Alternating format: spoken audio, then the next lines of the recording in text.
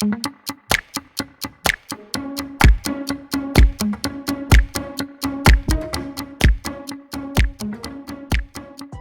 besties, it's Tina, Karen, and Jules here. Tools down, time to chat work, life, well-being, and relationships. You're listening to Let's Take It Offline. Welcome back to another episode of Let's Take It Offline. I know it's been a while, and we want to give you a bit of an update on what's been happening in our lives because I'm sure you want to hear all about it. Some of us have been working really hard. Some of us have been gone on holiday. Some of us are doing all sorts of stuff, but we'll give you an update and a bit of a check in a second. This week's episode is all about imposter syndrome in the workplace. It's something that us three have wanted to talk about for a long time. It's always been very topical at work, but I think it's regardless of whether, you're in a role that you've been in for a while or you're starting a new role, there's always this element of, I'm racing against the clock for a project, or I feel like I'm not good enough, or what if someone else is doing this presentation and they do it better than me? So we want to unpack that because I think we've all been through it and we can share a lot of our experiences too. Anyhow, before we get onto the meaty, juicy topics, Tina, what have you been up to? That was a strong roll call. Yes, I'm here, miss. Where have I been? Gosh, I was in Europe for 6 weeks. Oh, no, sorry, 4.5 weeks. Came back to Australia and then went on a work trip for a week. So now it's been about 6 weeks. Who approved that? Who approved that? 4.5 weeks to 6 weeks. Yeah, Well, I was very fortunate to actually be able to go and work in Paris and Amsterdam for a week because we have a global policy where you can actually go and work from any office in the world 4 weeks in the year. So that was really lucky. And yeah, so I got to go and check out the offices. I was meant to go to Morocco for 12 days, but that didn't work out because very sadly there was an earthquake that killed quite a few people. Yeah. Big earthquake. Oh, yeah, that was crazy, right? Glad you are still with us and here and safe. Yeah, so that all happened like a day and a half before I was supposed to fly out from Amsterdam to Casablanca. So stay in Amsterdam, went on to London and then Spain and then France. So it's been, it was an amazing trip and it was great to get to spend summer in Europe and came back. A bit of spontaneity as well. Yeah, for sure. And then Morocco is going back on my list. I thought this year I could actually finally tick off Africa because I really want to do all 5 continents. But unfortunately, that didn't work out. So I'm sure there was a reasoning behind that timing. Yeah. Trust the universe. But also felt very lucky that I completely missed out on the earthquake and I'm safe and my family is very much relieved. So, Timing is good. About that. Timing was good on that one. That's right. Imagine if you were there. It would have been crazy. But also, I think timing is good because, obviously you've got things looking out for you out there. 100%. That's exactly how I felt. And everyone was telling me, someone is watching out for you, Tina. And I 100% feel that way. So, and then got back. And last week went to First South by Southwest, hosted anywhere outside the world in Sydney, Australia. So that was great to see a lot of different interesting topics. I went to see one about quantum computing. I went to see one about psychedelics and mental health. I went to see one about investing in health tech, which is something I'm really interested and passionate about. So great week all around. Good to be back in the action. Awesome. Great to hear. And back with a brilliant golden tan, if you could all see. Karen, what about you? What's been happening in your world? Oh my gosh. Big news. Where do you begin? I'm just so happy we're back together recording after so long. Oh, I hope our listeners missed us. Yeah. I've actually been asked what we're doing for this episode. So yeah, I know, right? Interesting one. So much has happened. My goodness. Remember that episode we recorded about redundancies in the tech industry? Oh, wow. So it's still... Yeah, so that actually happened to my team and there were some changes to the reorging and everything. So I was impacted by that. Luckily, I didn't have to be out of a job, but that actually gave me the kick I needed to look for something I've really been wanting to do for ages, which is to work overseas. So through that process, it was like the universe was giving me a kick up the butt. I'm actually moving to London. Oh my goodness. She's breaking up the trio. Tears. Have no idea how we're gonna. This trio will never be broken. We will just be global now. Tears. Yeah. And online. We have a correspondent from the UK, from London. How I'll give you exciting. A European perspective. But yeah, I'm going to be moving there with work. Amazing. So I'm going to be joining the startups team there, which I'm super excited about. So we have 2 people working in the startup world. Yeah, I'm just glad to be working with faster moving organizations. Oh. Nothing against, We love enterprises and corporates. Yeah, definitely, but I think it's good to be learning a different industry. So I'm going to be moving very soon. I'm going to really miss you girls, but I'll be back. And like I said, We will miss you. this trio will never be broken. Yeah, we haven't quite figured out exactly how we're going to coordinate this podcast logistically, but we will figure out a way. The world is your oyster. And I think if anything, COVID has taught us that we can do anything, whether it's working from home or... Yeah, you'll just have a Yeah. bigger reason to come to Europe and visit now for I holidays. have been saving my points. I have been saving my Qantas points and racking that up. So But can I just say kudos to Karen for really following her dreams. We've been talking about this for a while now. She always wanted to do this, and COVID kind of threw a span in the works for her. But finally realizing her dreams and onto bigger things for Karen. Hopefully bigger things, but you will there's learn so much. You will learn. Yeah. You will love life. You will experience so much. It's, if anything, I think even for myself, when I moved to London, I learned a lot about not just the world, but about me. Yeah. 100%. And also, I actually learned to appreciate home. I mean, everyone has different perspective. And so I think whatever your perspective, we'll be here waiting for when you come back. I'm trying to convince Tina to join me now. But Okay, so I'm going to be here. Waiting, right here waiting. I'll be waiting. I'll be holding the fort. And yes. Yeah. So awesome, girls. That's really brilliant news. I'm really happy for you. Yeah, thanks, Jules. But yeah, I think I'm very close with my family. So I think that I'm going to really miss that. And obviously I've made some amazing friends that are like family now too. So having to build a new network is a bit crazy. It's part of the fun. It's part of the fun. But also because of that, I also froze my eggs in the last that's month. right. Yeah, so She's got some babies on ice now.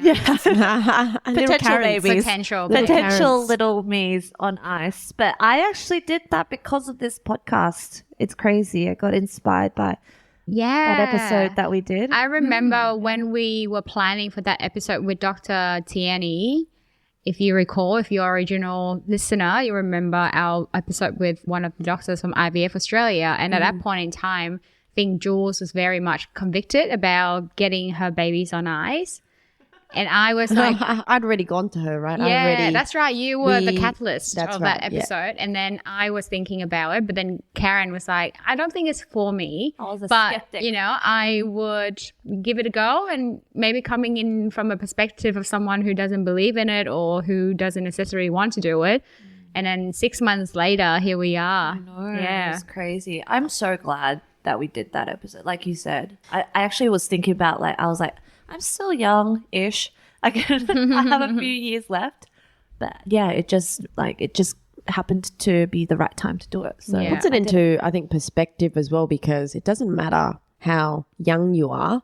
It's all about the quality of your eggs when it's been extracted. And if, whether you have a partner or not, and whether kids, it's the options that are available to you if anything changes. 100%. Yeah. So- And now I'm also looking forward to doing my process next month. So we'll have little baby me's on ice. yeah. Is it? So, we'll unpack this in another episode as well, probably. But it's always interesting, for me anyway, the injecting yourself in the needles was just so squeamish for me. It was Oh my hard. goodness. I remember having to get my mom to do it, and when my mom wasn't available, I literally like stared at it for Yeah, like your mind, minutes. right?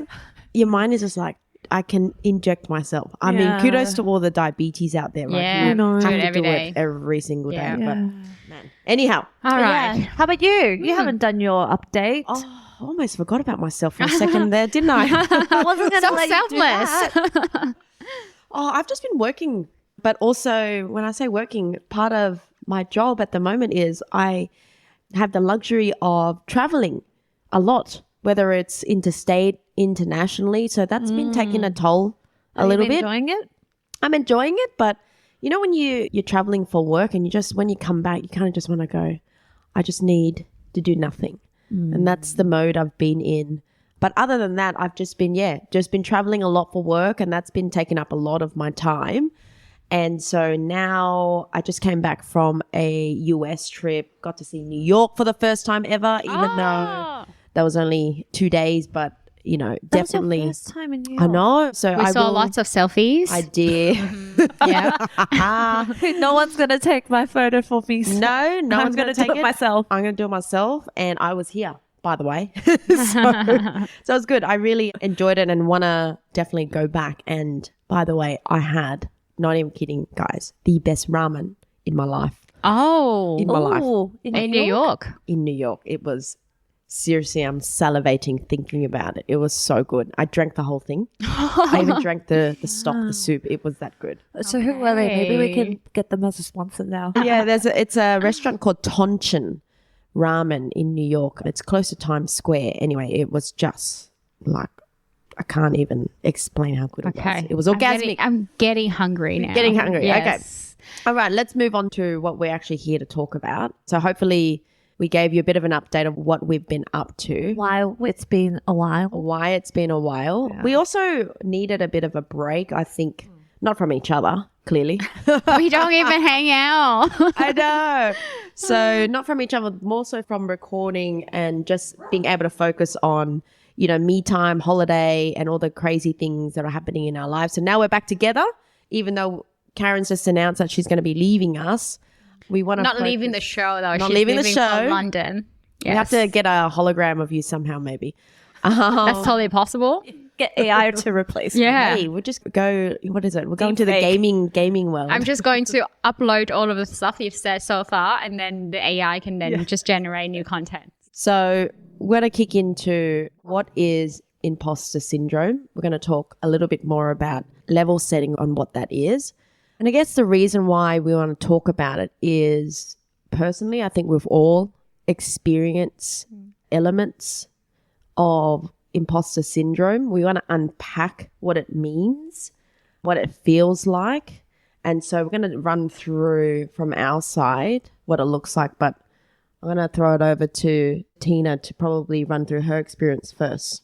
Yeah, I like to think that imposter syndrome is something that's kind of like the shadow in the workplace. I feel like we experience it ourselves. We've seen it in other people. I think we were all moving into, you know, like this, maybe like the middle phase of our career now. We're not early career anymore, and we're starting to also mentor and coach other people. And I think that's quite common. I remember the first time I ran this workshop. So at work, we have this workshop called I Am Remarkable, and we run it for external parties as well. And there's one stat in there that really stuck with me, which was, and this was the research that was done in 2014. So there might have been, you know, improvements or changes to that. But I remember looking at that stat. It was something along the line of, when women feel like I think 40 or 60% of women wouldn't go for a job when they think they're not 100% sure or ready for it. Whereas men is the opposite, right? If you throw a challenge at a man, he'll be like, well, yeah, I'm not ready for the job, but I'll just take it. I'll go for it, and then I'll learn on the job. Whereas a lot of women potentially will feel like they have to know everything about a job to be able to deliver. And that kind of got me thinking about my own career in a lot of instances where maybe I was in a new job and I feel like I was not qualified to say something in a meeting, because I just feel like, Well, actually, oftentimes I'm the only female in the room. You know, back in the day was the youngest in the room most of the time. And so I just feel like I just don't have the authority to speak sometimes. But, you know, whether that's right or wrong, having that belief in myself to know that I'm there for a reason, I'm in a job for a reason, and I have things to add to that, I have knowledge and expertise. I think that's come over time with experience, but it was not easy in the beginning of my career. And so I just want to make sure that going forward, that doesn't stop me from going for the opportunities or making contribution in the workplace just because I feel like I'm not qualified, I'm not ready. What does it feel like for you, Karen? I think quite similar. I think for me also is that actually now that it's more mid-career, when I'm like coaching or mentoring those that are a bit more early in career, that stage, I can just see the difference between a early in career that's a girl and a guy. Yeah, big differences. I'm not saying that like guys absolutely have imposter syndrome as well. Yeah. That's for sure. But I definitely feel that the girls tend to experience that I must be good enough, or I know this, need to know everything mentality before going for something. Whereas even like, I think I've been quite lucky in the workplace because I've had great people that have mentored me, that I look up to, peers as well, that are really openly talk about pay, whether they should get promotion, like qualifications for jobs. And for me, I found that actually having that network around just being open and talking about it is actually really helpful with combating imposter syndrome, because I think that if I were to like suffer in silence or experience it for myself, I would have so many more questions and doubts. And absolutely, I think for me as well, I would think about, okay, I need to be at 90% before I deserve this ask that I'm about to make. Whereas like I've seen some guys that are like, I've been working this job for 6 months, I'm going to go ask for a pay rise. Yeah. And I'm like, buddy. You haven't been here for a minute. But like, I just really admire that they just have that self-belief and self-confidence to do that. Yeah. And I just that's wish pretty ballsy. It is ballsy and bold. And I wish that like more like myself was like that, more women were like that, because then you just underestimate yourself a bit less. So, yeah. Yeah, and I think it's always that balance of feminine and masculine energy that we all have to balance out on. Okay, well, doing something like that, if a woman did, that's like masculine. But really, it's rightfully so. Go get what you deserve. Yeah, that term of like aggressive versus assertive, it's like might be viewed as being aggressive when actually they're just trying to assert themselves. Like that term I've heard a lot, you know. Yeah, the other thing as well, I was listening to a podcast with Trini Goodall. So she has her, very interesting story of how she went from being a commodity trader in London, was a drug addict, then became clean, and then she then moved into like a media career, and then now she's got her own sort of makeup brand. And she was talking about like imposter syndrome is almost like having that misalignment between who you are inside and who you portray to the world, because you don't feel that you can actually safely align those two, and so you put up an image to the world. So a lot of time, like when I listened to that, I thought back about when I was early in the career. Like a lot of time I did feel really anxious inside because I feel like I didn't know enough, but then outside I still had to act like I knew things. Whereas now I think with more experience and a bit more time in the corporate world, you realize that it's okay to say you don't know. Yeah. And luckily, I think for all of us that we work in tech, and so it's more of like an open environment where you probably feel like it's okay to say, I don't know sometimes, and people will still back you or they understand, and, you know, you can go away and learn and come back more confident. But I think a lot of time the imposter syndrome is that you have an image to maintain or portray, and that doesn't sit well with you because inside you deep down don't believe that you are that person. Yeah. Also, like I have a good friend of mine who recently started and co-founded a business with a business partner who is male. And I think that they have a fantastic working like relationship as well. They're really good and they've done amazing things since starting their business 6 months ago. But she also was like to me in those moments of doubt, she has said, oh, I feel like I'm not bringing enough to the table. Sometimes I'm like, I wish you could see what I saw in you. Yeah. You're doing so amazing. Like he probably brings things that you view are gaps, but you probably also fill in the gaps that he has. And that's why this like partnership works. But it's really interesting that like you said, outside, like you see this perspective of them, but internally they might be having those thoughts, right?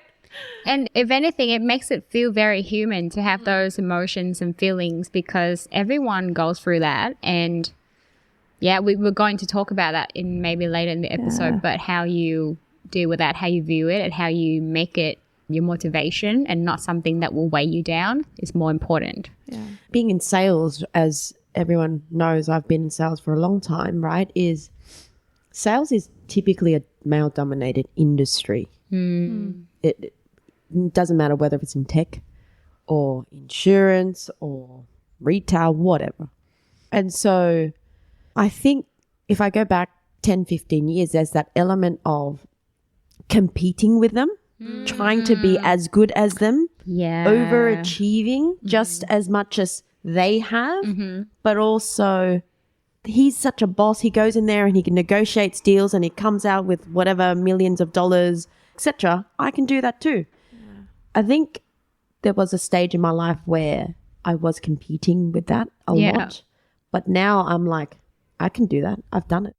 And so when I think about my career and the experience that I've noted down that might have been a bit imposter syndrome is probably where I fear the customer won't like the product or they don't think it's good enough. And let's say it's a demo and you want to do a really good demo, right? Because if you do a good demo, it means they're going to buy it. But then when you lose, and even though you've done a good demo, but you know, you don't know what your competitors are doing as well. I think that for me, it's that element of people pleasing, wanting to do a good job, not wanting to let the team down, not wanting to let my own KPIs down, not wanting to let like my manager down when I'm forecasting, for example, to say, oh, that, you know, we lost it to our competitor, etc. So I think for me, it's really that element of people pleasing. And I think it's only fair, right? Like if you're a salesperson, you know how stressful it is to be in a forecast call and, you know, quarter on quarter, if you're not delivering, is a very stressful experience. But to the point before, Jules, about competing with, you know, male colleagues in a maybe like male dominated sort of jobs or professions.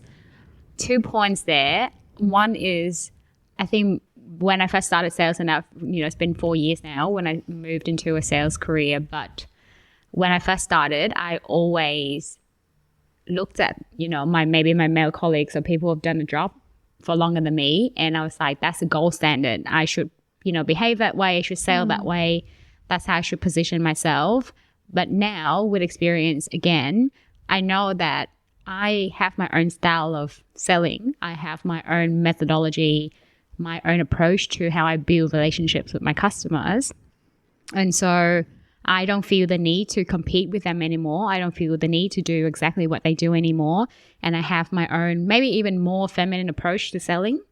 I would even say that. And then also maybe a bit contentious, but I feel like sometimes because the audience that we're selling to in the tech world is also very male dominated. It almost feels like a guy could do my job better than me just because, you know, on some level they probably would relate to the customer better or they could get along with the customer better. So I think it's just look at your results and the numbers will speak for itself. It doesn't matter if you're a man, a woman, non-binary, whatever you identify as, etc. But the point is, you have this, you got this regardless, and you can do it. So that's, I think, the mentality. We'll move on to the next topic of our discussion, which is all around the types of imposter syndrome and what they look like so that you can essentially identify them when you're feeling it or experiencing it.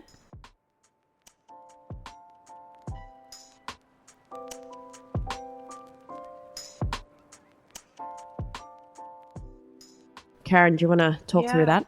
I actually found it really interesting looking into this because I don't think that I thought about it in a characterization way. But science has done the research for us and they've broken it down to 5 key types of imposter syndrome. So I don't know, when you're listening to this, maybe you'll feel that you identify with one in particular. I think that you can be a combination of them, to be honest. When I was going through this, I was like, I feel like I'm a bit of everything sometimes. Depends on the situation. But the first one is called the perfectionist. And this type of imposter syndrome involves believing that unless you are absolutely perfect, you could have done better. And it tends to make because you have perfectionistic traits, make you believe that you're not as good as others might think you are. And I feel like that is, the characters that say that they're perfectionists. I know I myself had done that before. I think that this is kind of the category that they fall into. And I think if we look at perfectionism, a lot of people that I know that are perfectionists, they are attention to detail. They will sit there and ensure, for example, a presentation is aligned to the T, colors, whatever, right? And making sure that, let's say, that slide is perfect before we present it. And sometimes that's hindering. And in this case, it's somewhat hindering because you can do something that would normally take you, let's say, 8 hours because you're being a perfectionist, and you could have done that in half an hour, as an example. That reminds me, I saw a clip, I can't remember where, but the lady was saying someone out there, some idiot out there who's a lot less qualified than you is doing a mediocre job at what you want to do, and they're doing it anyway. And you're just sitting here thinking about it, planning, and never actually doing it. Yeah. So progress.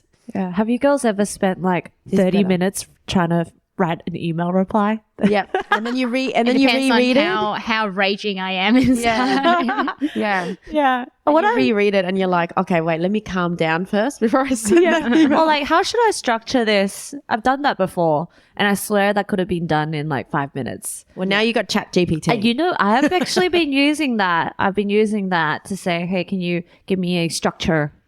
Yeah. And then it's actually been really helpful. Is it not part of Copilot? Yeah, definitely part of Copilot. Copilot. Don't put your enterprise information into ChatGPT, everyone.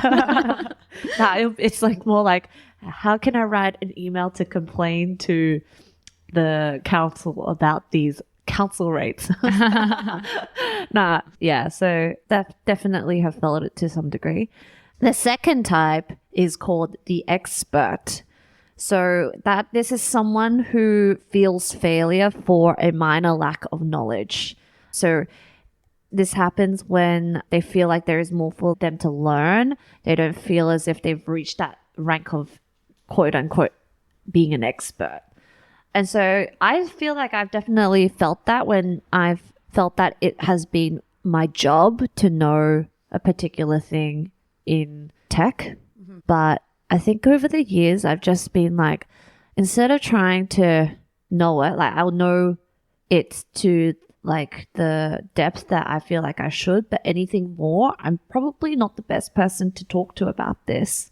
Like, let me bring in an expert who actually does know. And in that scenario, it's more like, it's okay to say I don't know, and this is not actually my job to be the expert, but I know the person that can actually help you, who is actually the expert. And I think it's also okay to be like, hey, I don't know. Let me go find out. Yeah. Yeah. Not, in your instance around bringing in the experts, but if it's also your remit, it's fine for you to not. Yeah. For you to not know. Yeah, and it's authenticity, right? Yeah.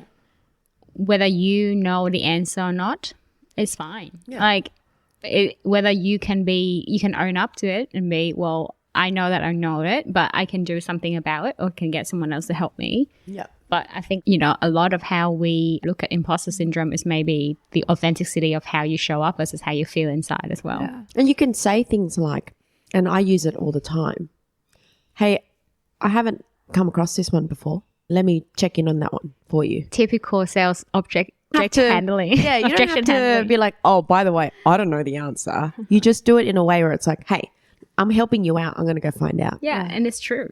Yeah. So- Fine that's line fine. between fake it till you make it and that. I have seen some people very good at faking it till you make it. Oh, we've seen a lot, haven't we? Yeah. Yeah. Yeah. And that's like, when I see that, I'm like, I wonder what it's like to be like them sometimes. There's lack of expertise and there's wanting to go and find out and do the right thing. And then there's also laziness. So this is not what we're talking about. Yeah, We're not talking about that's that. true. Not just saying it for the sake of it and never getting back to your Like, to own someone. up, be accountable, Yeah. own up. If you said you're going to go find out, and that's, you know, probably another topic about sales and building credibility and trust with people as well. So anyway, All right. The third one is called the natural genius. And as the name suggests, this particular type will feel like a fraud simply because they don't believe they are naturally intelligent or competent. And you would potentially see this. They might feel like this if they don't get something right the first time, or it takes them longer to master a skill. And that what makes them feel like an imposter because they just feel like they aren't immediately knowledgeable in that space. So, and that's just, I think that's a somewhat sad component that we go through that because we all learn so differently. yeah. We all take in information so differently. Like, you know, someone else might be very detail orientated and love absorbing information in words, in reading. And then you get someone who's a visual learner who won't be able to quickly just read and understand immediately. They have to actually draw it out, think about it and go, okay, this is how this works. Got it. Now I get it. So I think it's somewhat sad that we go through that process in our minds, that level of anxiety. Yeah. And like you said, people learn differently too. Like, you can't just go in and expect yourself to know everything. Like, not a natural genius. Yeah. I'd be working I mean, at I wish I was one. That'd be nice. Yeah. The fourth one is called the soloist. And this person would feel like an imposter if they had to ask for help to reach a certain level or status since they couldn't get there on their own. So they question their competence and abilities. Wow. Okay. This one hit a bit hard. Really? Recently, I've been much better at asking for help, maybe more in personal life, but also I think with it, like at work, I've been talking to my manager about getting feedback. So I feel like this is something that I noticed about myself this year is that last year I was doing a few courses and this year I sort of didn't really do any new courses. I haven't really learned any new skills or anything. So I You're just busy feel in like Europe though. Yeah, I feel like I'm just stagnating a little bit. And so, you know, I was talking to my manager about getting feedback and all that. And I feel like part of it as well is, you know, getting input from other people around you, whether it is feedback, whether it is getting some help. It really does help because, you know, like a lot of things, and I think Brene Brown put it perfectly, which is, you know, when you give words to shame and guilt, they don't have room to live. So if you're struggling with something or if you're needing help and you can go out and say to a colleague or a friend, I can really use your help with something, it kind of put that imposter syndrome anxiety away, I feel. Or you almost have to deal with it head to head in a way. And the last one is the super person. And this is believing that you must be the hardest worker or reach the highest levels of achievement possible. And if you don't, you are a fraud. Yeah. Yeah. There's a level of trauma here. Been there, done that. Sure, I feel like this is almost like you're never enough and you have to constantly prove yourself. Yeah. That conquering Definitely mentality. some sort of trauma behind this. Yeah. It's like Asian upbringing trauma. I think we for can me. all relate there for sure. Like, even when I first got into tech, I'm like, oh my God, I don't understand the technology and how it all hangs together. And oh my God, like I wish I could get it and like the penny just wouldn't drop. And then it just took forever for the penny to drop. I'm like, oh, I get it now. Right. Okay. Yeah. What's those cloud? are What's cloud? Yeah, What's cloud? Yeah.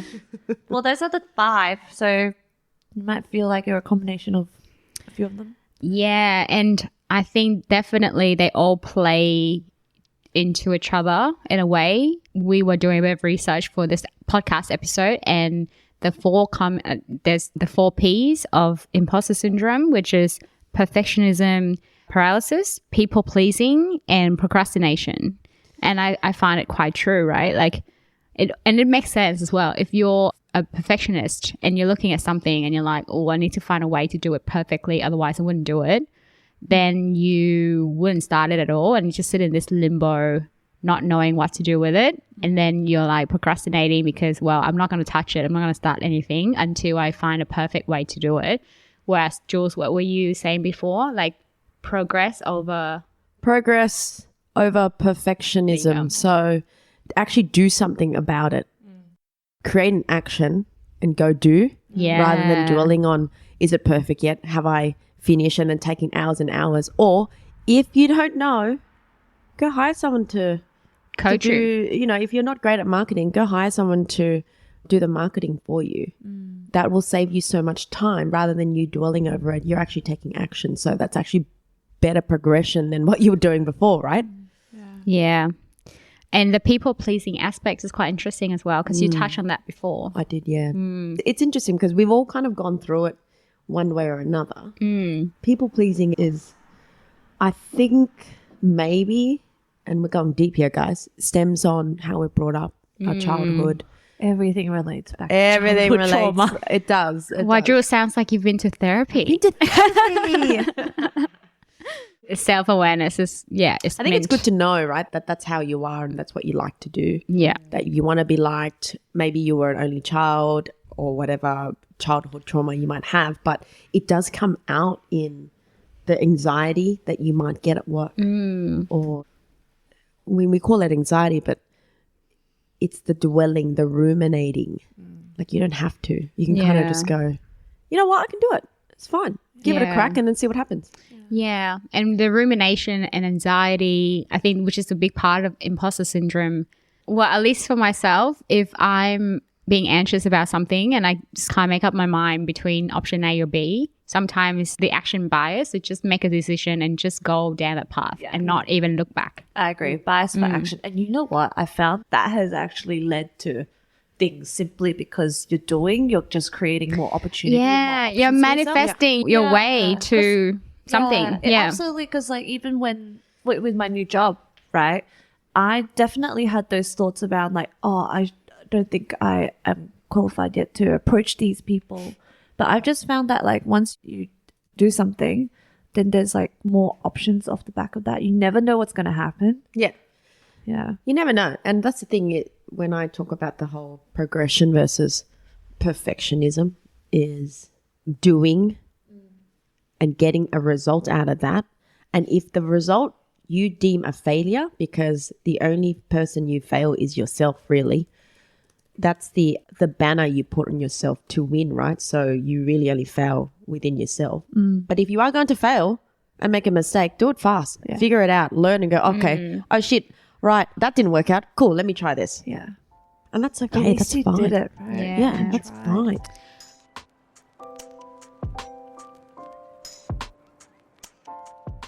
I think we're almost moving into how to manage imposter syndrome, right? Mm-hmm. So in this next segment, we're going to talk about how you can perceive imposter syndrome in a more positive light and how you can make it work for you and some of the strategies that you can use to turn it into somewhat of a propeller to help you move forward, because I think imposter syndrome can be actually a motivation for a lot of people. Yeah. So let me put it out there. Imposter syndrome. You don't have it. It doesn't exist. Who cares? Move on. Well, I guess to some people it can be paralyzing. Yeah. So, And I think it helps that they can identify what it is. yeah. But what I'm getting at is also, let's just not put a label on it Yeah. and call it imposter syndrome and just be like, oh shit, that piece of, there's a piece of me that's feeling anxiety or depression or whatever you want to call it about doing a particular thing. Yeah. Let me just try and do it and see what happens rather than going, oh fuck, it's my imposter syndrome coming up. You know what I mean? Yeah. And Self-limiting belief. Yes. a lot of time, I think we look at anxiety or any negative emotions at all in quite a negative way. But it doesn't have to be, because sometimes it's your body sending you signals as to what you need to pay attention to. So if something is coming up, whether you're wanting to go for a promotion, you're wanting to apply for a new job, you want to put your hand up for a new project, or you have an idea that you want to put forward and you feel anxious, that's just your body telling you that's an area you need to pay attention to. And maybe, part of it is just going for it and start to action on it. And then that anxiety will start to just, go away and, become your motivation almost. Is that how you would make it work for you? Yeah, I would think so. I think over the years I've learned to kind of look at anything that makes me anxious as almost like, not like an alarm bell, but when you have a system and something is going not so well, that the red light comes up. So I'm like, that's my red light to now look at what is it that's making me anxious. Recognition, awareness Yeah. of when it like surfaces and how to deal with it. I think that's always a good, but sometimes it's harder to do. Easier said than done, right? Like, It's so hard to identify and accept that it is what it is. yeah. And I think, all of those things, what Tina's described there is to put that positive spin where you can. I know sometimes it can be really freaking hard. It's not easy. But there's this thing I learned about positive affirmations and focusing on the above and below the line types of behaviors and attitude. And I know, like, it's probably putting too much of a marketing spin on attitude and behavior, but if we think about above the line types of thinking is making, like doing something and actually making a choice. So Tina mentioned before, like, okay, well, that bias for action, that's above the line type of behavior. Keeping yourself accountable. She talked about feedback previously and getting feedback from a manager, etc., and her peers. That's all above the line type of behaviors. If we think about what's below the line, it's I'm the victim. I can't do this. I'm going to do nothing about it. I'm going to just find some sort of fault. I'm going to just see this as a failure and then dwell and make it worse in my own head. So you want to always try.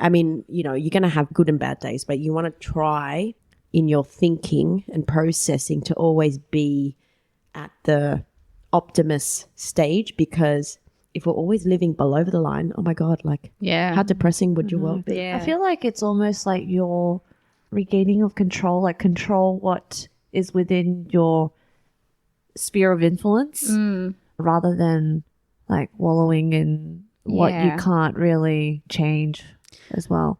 So maybe if we can put all the things we just talked about into a few simple steps, right? So for example, the next time that you feel anxious at work because you feel like, well, maybe I'm not good enough for a promotion or a new project, or if you feel like you're not living up to expectations, or you're having self-doubt, or you just deliver a project and you're like, oh, I wish I did it differently, or I wish I did better, or you just feel disappointed because maybe you deliver a presentation didn't get perceived very well, or you're just sitting in a room and you're like, well, what do I know to contribute to this meeting? Then I think the first step you need to do is to acknowledge that and say, well, is that imposter syndrome creeping in? Or do I need a bit of motivation to kind of move to the next phase of my career? Just kind of sit down with yourself to do a bit of a stock take to fully understand the emotions you're feeling. And then the second step is maybe what Drew said before, where you have to go below the line and dig a bit deeper and say, well, is this a pattern? Like, have I come across a scenario before where I feel like this every time a new opportunity comes up? And then think about, well, was there anything in your childhood or previous experience that kind of make that's triggering or make you feel like a victim or make you feel disempowered. And then from there, you kind of go into choose an action, something very small, something that will break you out of that cycle of feeling anxious and self-doubt to starting to action and starting to go down a path. What I've learned from listening to that is the key is to take action. Yeah. To Taking just go action. do. Yep. And that'll help a lot with overcoming the feels. Yeah. And ask for help. Yeah. Like as we said before, it can feel lonely if you're sitting with all of that by yourself. But if you start to invite people in to give you feedback or help you with a skill or coach you, then it starts to become not a thing. Yeah. Well, all of that said, I came across a quote a few years ago now at a yoga retreat, and I love to actually read it out to everyone because I think it just captures the essence of it so well. And this is a quote by a paragraph actually from a book called A Return to Love, Reflections on the Principles of A Course in Miracles by Marianne Williamson. It goes, "Our deepest fear is not that we are inadequate. Our deepest fear is that we are powerful beyond measure. It is our light, not our darkness, that most frightens us. We ask ourselves, who am I to be brilliant, gorgeous, talented, and fabulous? Actually, who are you not to be? You are the child of God. Your playing small does not serve the world. There is nothing enlightened about shrinking so that other people won't feel insecure around you. We are all meant to shine as children do. We were born to make manifest the glory of God that is within us. It's not just in some of us, it's in everyone.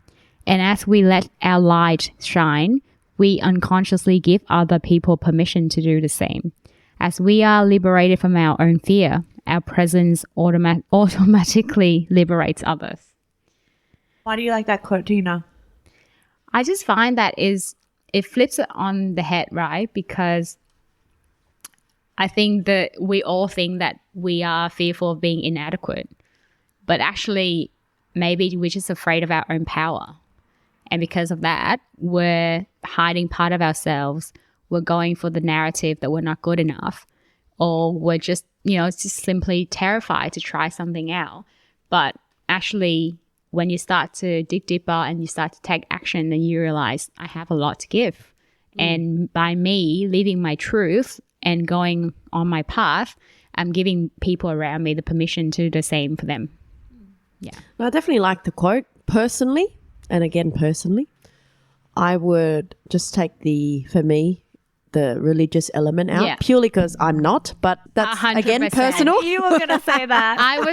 If you girls gave me the chance to even say, I was going to say I am not religious and I believe in a higher power. I wouldn't say it's God or whatever. I call it the universe. So I think replace the word God with universe or whatever you think the higher power is. I think it still applies because look, the quote is still a beautiful and a empowering quote, given however you want to take it, So thank you, Tina. That's awesome. We're going to do something fun really quickly to close out. When I was in New York, I picked up a deck of by herself. It's called Affirmators. And it was, it's an equivalent to a self-help book, but in card formation. Okay. Doesn't involve lots of reading. However, I thought it'll be kind of fun in this context because we're talking about, well, if imposter syndrome is really just our minds and we just need to take action, let's end it on a good note with some positive affirmations and just by picking a card and we'll read this out. Yeah, just for our listeners as well. So the cover of this deck of cards got a very gleeful rabbits riding a unicorn on a rainbow. I love it. If that doesn't make you feel good about yourself and, I don't know what would. Well, I felt good when I bought it. I was like, that might be cool. So which one are you? Are you the rabbit? Are you the unicorn? Or are you the rainbow? I'm the rainbow, thank you. I'm the I'm rainbow. the unicorn. All right, so we're going to take a card. All right. So, Karen, you can go. Yeah, you can go first and just read it out. It's And got just, cute pictures on it too. This is like angel card reading. I know, like a mini tarot session, but not. Okay. Yeah. Let's see. Orange. Oh, mine's Okay, Karen, do you want to read yours out? Okay, this is really interesting. Okay, so mine has like a picture of like little Vikings on it, but instead of human beings, these Vikings are green circles, and I think that they're cells, like in our bodies. So because the card is called Vitality, and it says, "I am healthy and vital and strong. My radiant love of life fills me with healthy, vital, and strong cells. Each cell is a warrior. Every one has its own sword and shield. I dare you to try and penetrate my cellular army." Didn't think so, chump. Hilarious. I love it. Bit random. Yeah. Tina, what have you got? You go first. Mine first. Okay, mine's a person sitting on a bicycle, and it says playfulness. I am a playful participant in life, and I always have the option to make something a fun game rather than a heavy burden. Mary Poppins put sugar in the medicine for a reason. The lady really knows how to party. That's me. I'm going to party today, guys. It's a Sunday. All right. So I actually got 2 cards because the first one I picked up was a bonus card. And it's a strength card, but I'll read that later. My affirmation card, it's got a pink background, a snake with a wrapper chain and a cap with flowers on his tails, giving it to a mouse. Just really random. Snake and mouse. A flower to okay. Yeah. Oh. I don't know if they're dating or whatever, but yeah. Well, typically the snake would eat the mouse, right? So Yeah, true. And then the snake is like a very hip hop, like street kind of guy, and then the mouse is like a lady with a purse. I'm not sure what's we going should on do here. something on our Instagram with some of these images, maybe, so Yeah. our listeners can see what we're on about. Yeah, we'll put it on the show note and Instagram. So, story of my life. As I tell myself the story of what's happening in my life, I choose to make it the kind of story where even the tough parts have a sort of inner beauty. It's ultimately a happy story where every character, no matter how wicked, is doing their best. And let me tell you, it will be worth it when I earn that Pulitzer Prize for Best Inner Monologue. And then the bonus card, we say strength. You are hereby declared a strong, resilient warrior of heroic proportions. Enjoy your battles, whatever they are, because you're guaranteed to come through them stronger, brighter, and more compassionate. And based on what I know of mythology, probably with great hair and a six-pack. Wow. So the message behind all of it is to manifest. I think it's to manifest positivity, no matter what you're going through in your life, and just enjoy life. And, you know, at the end of the day, if you have imposter syndrome or you think you have it, there's always a way of combating it and looking at it differently and benefiting from those learnings. So we hope you've enjoyed this week's episode on imposter syndrome. We hope you've been able to at least come out of that thinking differently with a different perspective. And if you notice you have it, well, you've got the strength and the skills, and you know that every one of us all has it one way or another. It's just about how do we look at it differently. Yeah. Beautiful. Everyone, this is the last episode of our season 1, and it has been an amazing journey, but we will be back. Tell us what you want to hear next, as well as we are working on season 2. If you have enjoyed the episodes and find it helpful, we hope that you would leave us a comment on Instagram, share, subscribe, and also review us as well on Spotify and Apple Podcast. You've been listening to Let's Take It Offline.